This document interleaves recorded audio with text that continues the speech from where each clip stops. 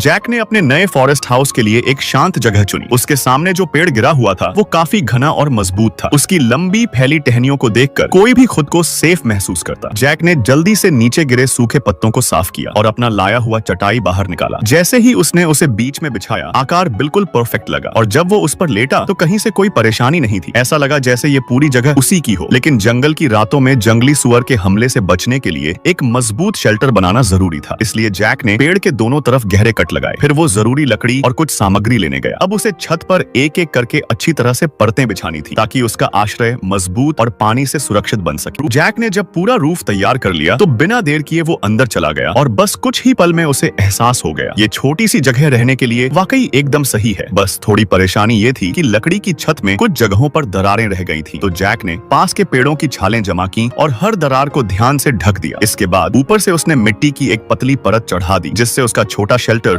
और भी छुपा छुपा सा लगने लगा। ऊपर उसने सिर्फ काई की मदद से एक वाटरप्रूफ परत बना दी जिससे अब उसका घर जंगल में बिल्कुल घुल मिल गया। इस वक्त उसके घर में बस एक चीज की कमी थी, एक प्रॉपर डोर। तो जैक पास की झाड़ियों से कुछ मजबूत टहनियां काट लाया और जल्दी से एक सिंपल फ्रेम बना लिया। लकड़ियों को सोच समझकर सजाकर उसने एक ऐसा दरवाजा तैयार किया जो आसान से खोला न जा सके। इसके बाद उसे एक पेड़ के नीचे जमीन में एक छोटा गड्ढा दिखाई दिया। वो झटपट सूखे पत्ते हटाता है, फिर अपनी छोटी हथौड़ी से उस गड्ढे को थोड़ा और गहरा करता है, नाइफ और लोहे को रगड़कर आग जलाता है और वो गड्ढा अब बन चुका है, उसका छोटा सा जंगल चूल्हा है। जैसे जैसे आग तेजी से जलने लगी, जैक एक बार फिर अपने बनाए हुए शेल्टर के अंदर चला गया। ये छोटा सा लकड़ी का घर सरप्राइजिंगली इतना गर्म है कि बस हाथ फैलाओ और पूरा शरीर हीट सोख कर ले। वो आग का सही इस्तेमाल करेगा। उसने मिट्टी में थोड़ा पानी मिलाकर कुछ गोल मिट्टी के गोले बनाए। नहीं, ये खेलने के लिए नहीं थे, ये आज की खास डिनर रेसिपी के लिए थे। जैक ने अपने पास से ताजा भेड़ के मांस का एक टुकड़ा निकाला। सबसे पहले उसे टिन फॉइल में अच्छे से लपेटा, फिर उसके ऊपर 3 परतों में मिट्टी चढ़ाकर पूरी तरह से सील कर दिया। आज का डिनर था जंगल स्टाइल बेगर्स मीट। 2.5 घंटे तक धीमी आंच में इसे अग्नि में पकने दिया गया। इस बीच जैक ने कुछ ताजी सब्जियां निकाली, उन्हें काटकर बटर में धीरे धीरे पकाया, फिर उसमें मसाले